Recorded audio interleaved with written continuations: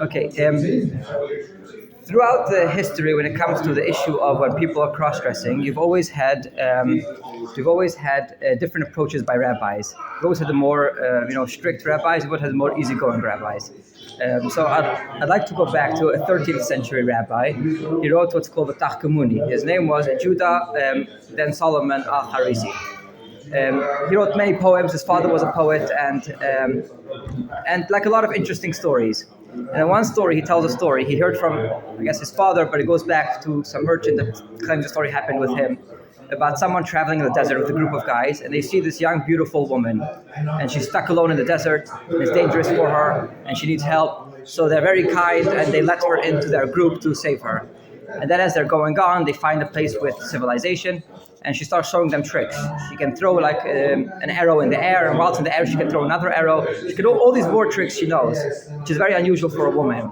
At the end, she eventually ends up killing one of them and running off, and they find out that she's actually a man, not a woman. She was dressed as a woman. So we see this fear almost about cross-dressing going back to the 13th century. We have clear gender roles of men having a certain space, women having a certain space, and a certain fear that people feel where if someone's going to cross-dress, there's a whole load of irrational fears of what could happen. Eventually a man is going to end, a woman's going to dress up as a man, is going to kill us, a man's going to dress up as a woman, they're going to come and kill us. There seems to be a lot of irrationality with the fear about cross-dressing. But in essence, the general point there is true. Cross-dressing creates a division, it avoids a division of genders, meaning you have gender spaces, and today we don't, but there used to be gender spaces. And by cross-dressing, you can avoid the gender spaces, and that's essentially seemingly the problem with cross-dressing. In the Talmud, there's a debate whether or not cross-dressing applies. Even the first opinion is of Elazar ben Yaakov. He is Tanakama. He believes that cross-dressing is only forbidden if somebody cross-dresses, goes to let's say man goes to woman's space, a woman goes to man's spaces, and then with intent to be promiscuous.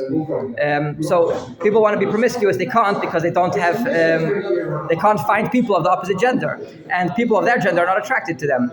So by cross-dressing, they manage to be promiscuous, and that's the problem with cross-dressing. Rabbi Elazar ben Yaakov argues and says a woman can't wear a gun, she can't wear a sword, she can't wear army uniform and go to war. Seemingly over there, you're not going to be mistaken to be a woman. Well, it still gets rid of the gender roles, though. This story happened, and this story is what makes it really interesting. There was a graduation ceremony. This was Rabbi Isaac ben Uziel. He was a Moroccan rabbi. His father came from Portugal. Was kicked out of Portugal, and then he landed in Fez. He was born in Fez, and then he moved around. He ended up in Amsterdam, and he became the rabbi in Amsterdam.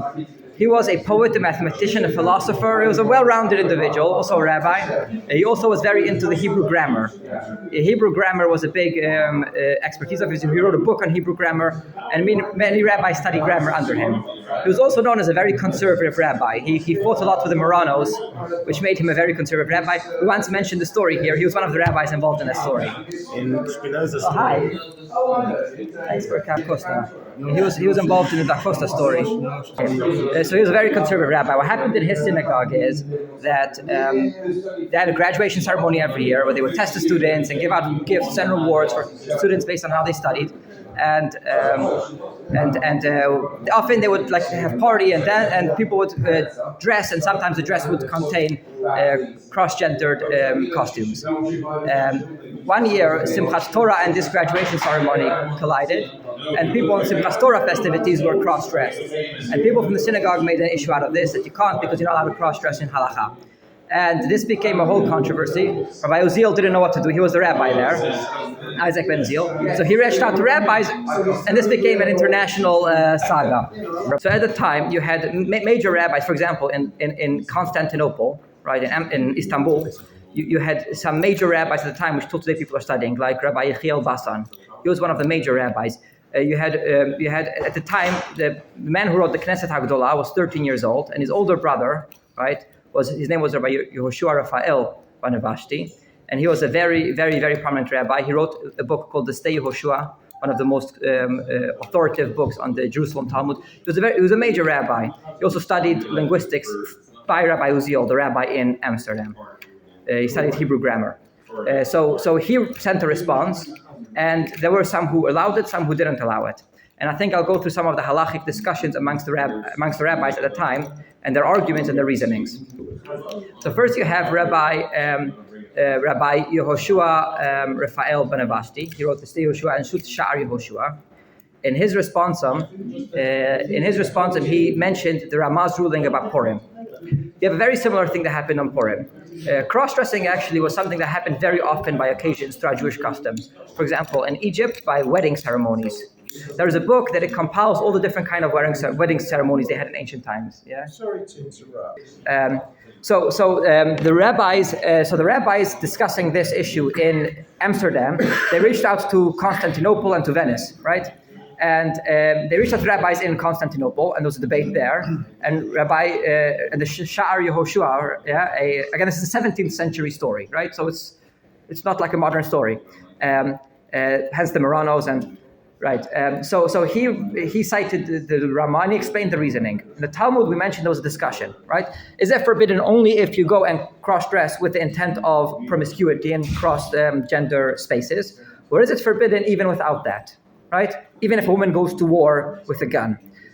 So Rabbi Moses of Kutzi, he was a smag, he was one of the most authoritative. He wrote a book to compile all 600. At a certain point in time, people didn't know what the 613 mitzvot were. The Talmud says it's 613.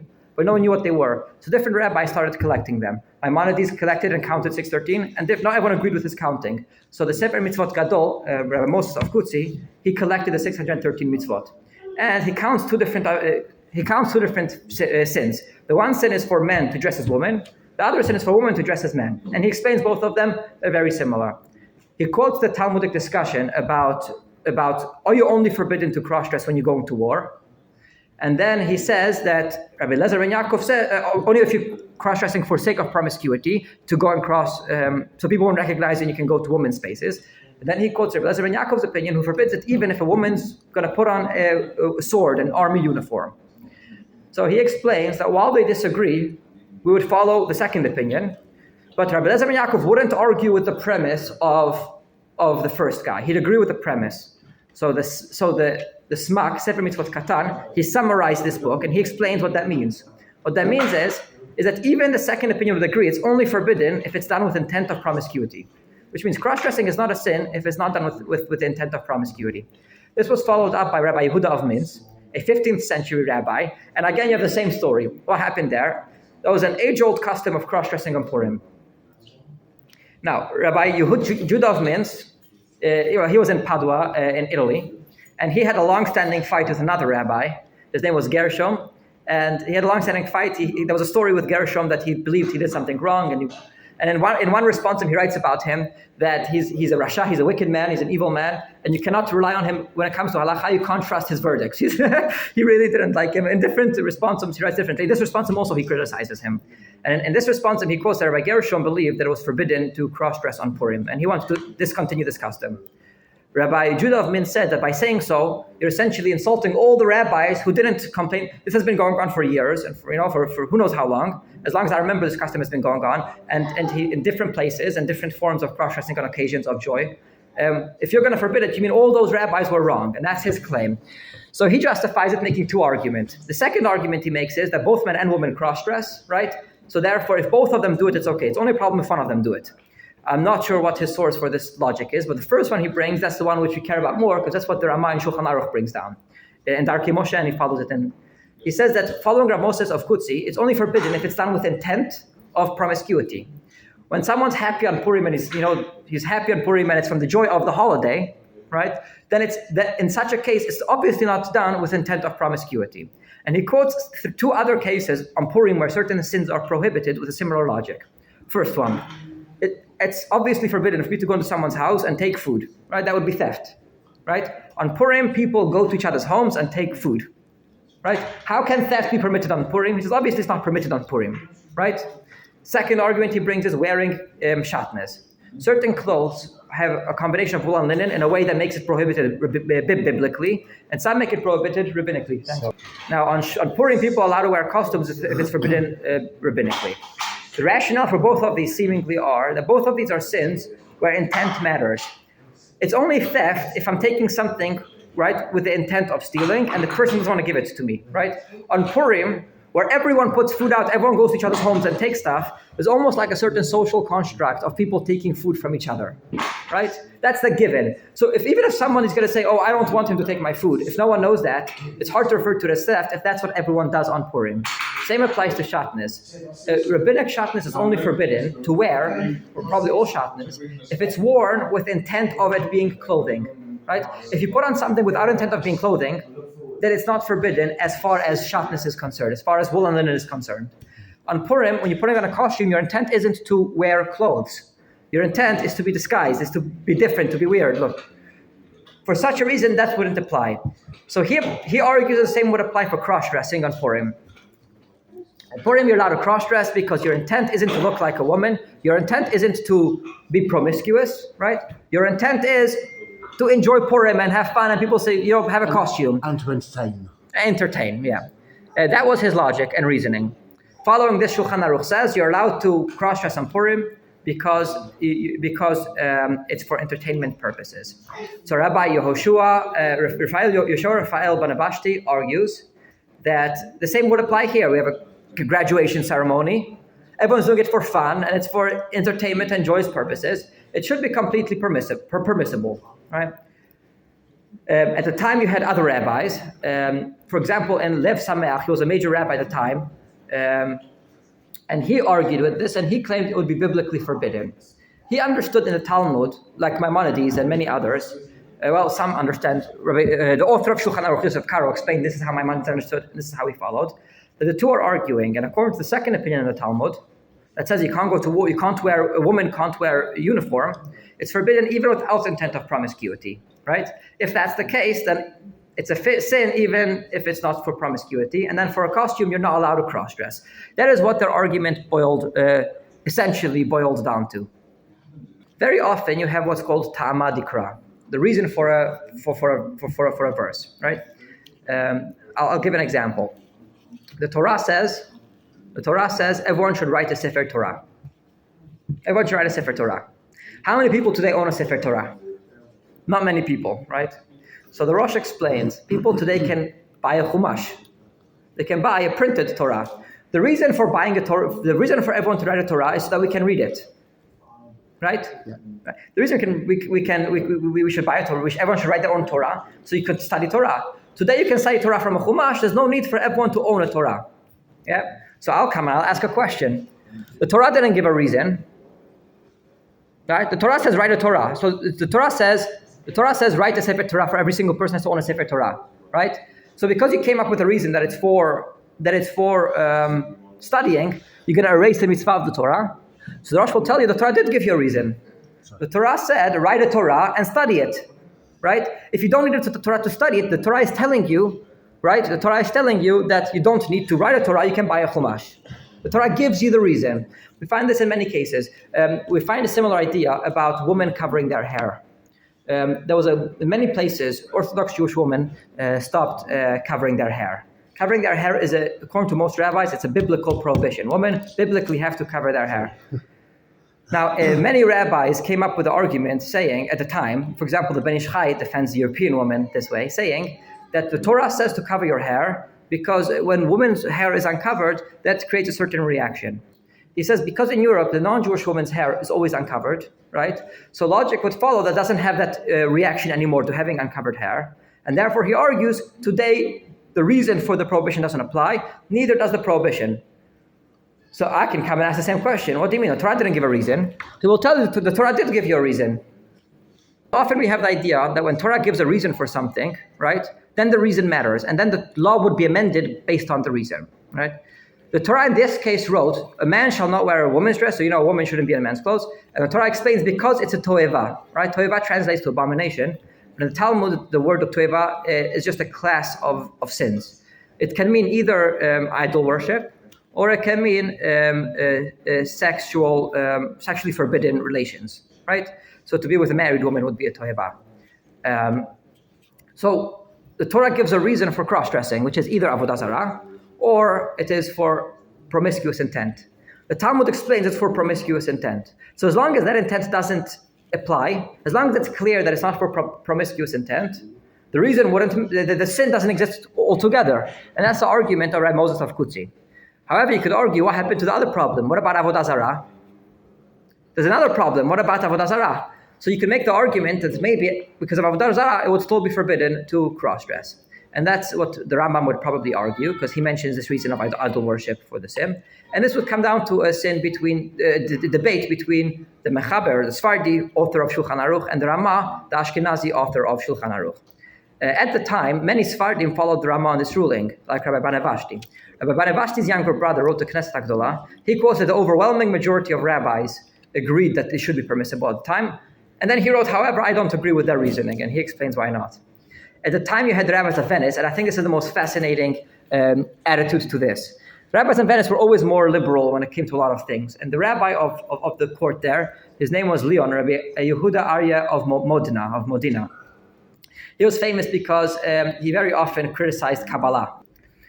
He was the rabbi in Venice, and the rabbi in Venice signed a petition or something to send back to Amsterdam, telling them that it's permissible for them to do. In his letter, which is printed in Kitvei Rabbi Yehuda Arya of Modena, he printed that I went through all 365, all 365 negative commandments. There are two categories of commandments, sins and mitzvot. I went through all the sins, and I didn't find such a sin of thou shalt not have fun. There's no such sin.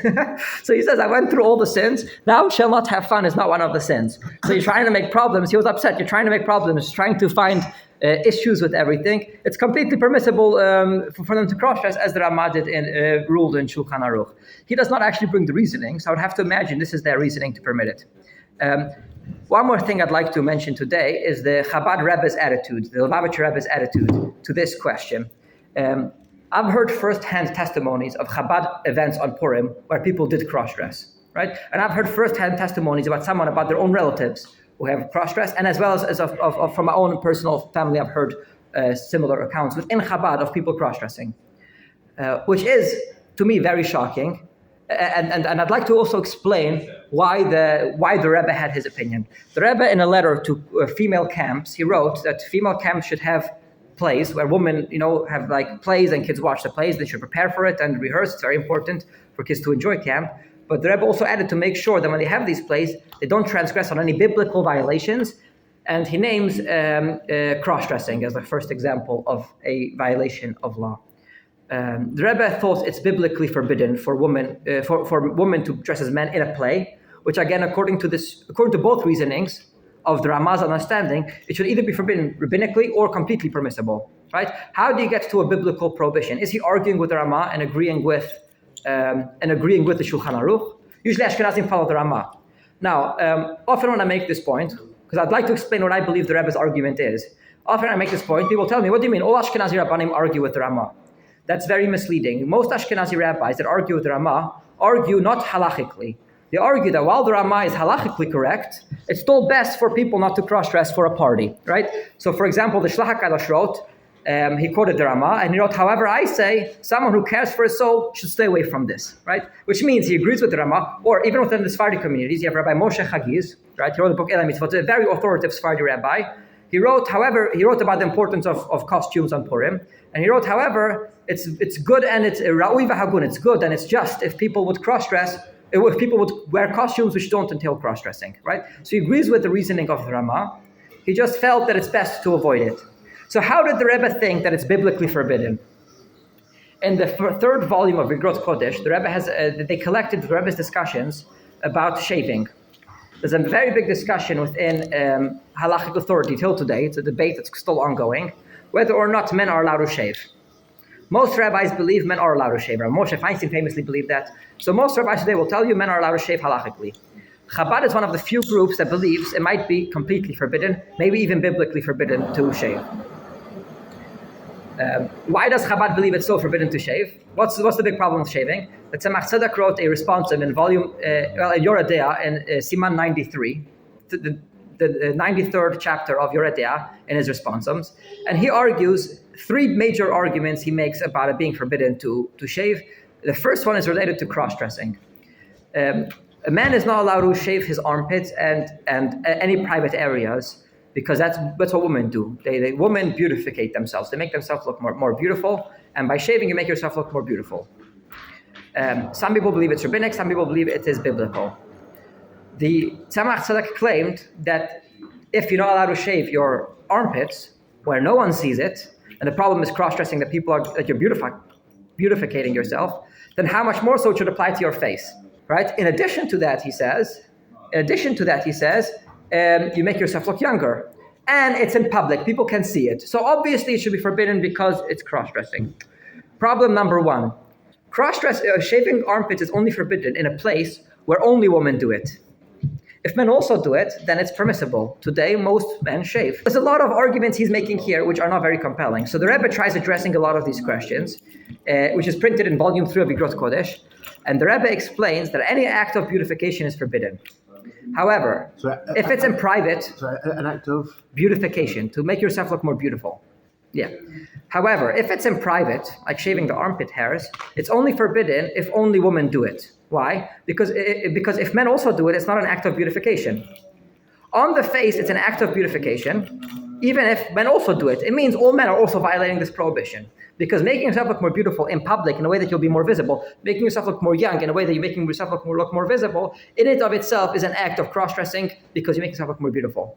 And he says for the same reason, it wouldn't apply. For that same reason, it doesn't matter what your intent is. If your intent is to look more beautiful or not, if your intent is to look more young or not, it's completely irrelevant, because the very act you're doing is an act of cross-dressing, because making yourself look more beautiful is like cross-dressing. And therefore, the Rebbe argued it's forbidden for men to shave. This is very seemingly the argument the Rebbe would make as to why it's forbidden for men to cross-dress on Purim. Why it's a biblical violation. Because when you're cross-dressing, it's in public. People can see you. In public, when people can see you, your intent doesn't matter. That's what the Rebbe's argument is. So this is why the Rebbe believed that it's biblically forbidden to cross-dress. Thank God I'm not a Rav. I don't answer halachic questions. If someone does have a question, I suggest you do not ask a Chabad Rav if you want the answer to be yes. Because most Ashkenazim would say yes. I saw, for example, Rav Avadia Yosef has a long response where he concludes that it's forbidden to cross-dress on Purim. He rejects these opinions.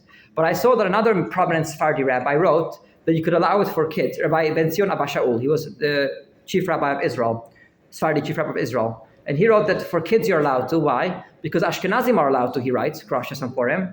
And Sephardi kids can rely on what Ashkenazi adults do. That's what he writes. So it's not such a straightforward, but Sephardim would forbid it, Ashkenazim would allow it, and Chabad would forbid it biblically. And I'm going to end the class here. If anyone has any questions, I'm going to address those now.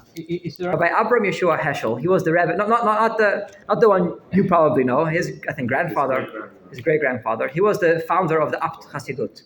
He wrote a book, a Hasidic book, in which he explains v'nahafochu. On Purim, we say everything is the upside down. Everything is they wanted to kill us, we killed them. Everything is so, and we often do things which are the opposite. So the Rabbi of Apta explains that the joy and happiness often comes from unusual things. So he says, look at, for example, women's clothing.